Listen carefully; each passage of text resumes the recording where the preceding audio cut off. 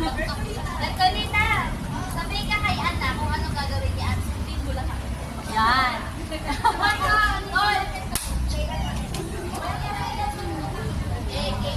Ah, 1, 2, 3, go!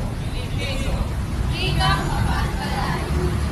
Ligang Pilipino sa aming kapila. Sa bawat sulok ng aming inuwan siyang nagtitigan. Sa bawat sulok iwan siyang nagtitigan. Uy! Nag-i-echo si Bakala. Sabi na iba yung ano niya, iba topic niya na. Magpiping, magpiping. May ping, may ping. 257. Okay, isa pa! Pilipino! Ligang mapagkalay. Ligang Pilipino sa aming kapila. Sa bawat sulok iwan siyang nagtitigan. Sa bawat sulok ng aming bansa. Ito'y higa ng pagkaisa at higa ng pag-asa. Ligang nagpalaya. Isa sa ating panauhin bilang Urano sa araw na ito, walang iba kundi ang ating Head of Faculty Development, ladies and gentlemen, Dean Joseph Jose Magas. Sorry.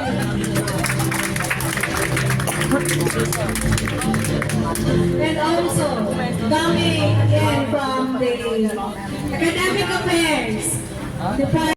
Magbago, LPD. Siya po ay Bachelor of Secondary Education, major in Filipino. Nag-graduate po siya sa Romblon State University. Ayan. So ngayon po siya ay nagtuturo sa Academia Primera School. Ayan. At marami pang impormasyon, hindi ko na po pamili yung iba.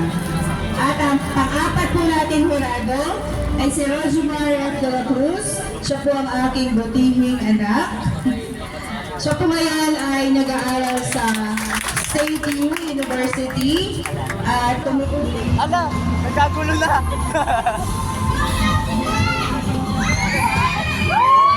Ang ganda!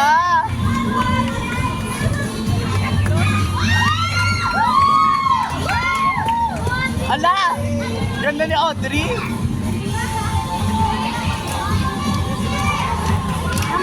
Ayan na!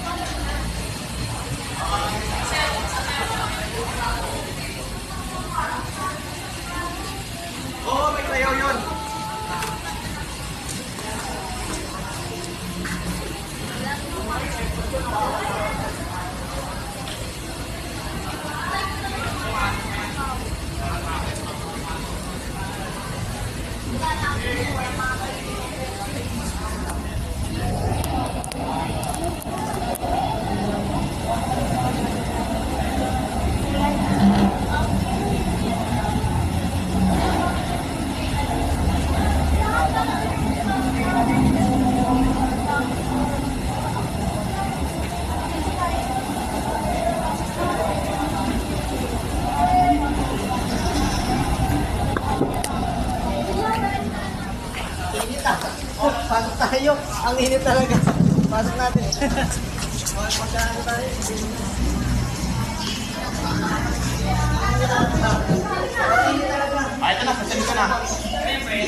Pwede ko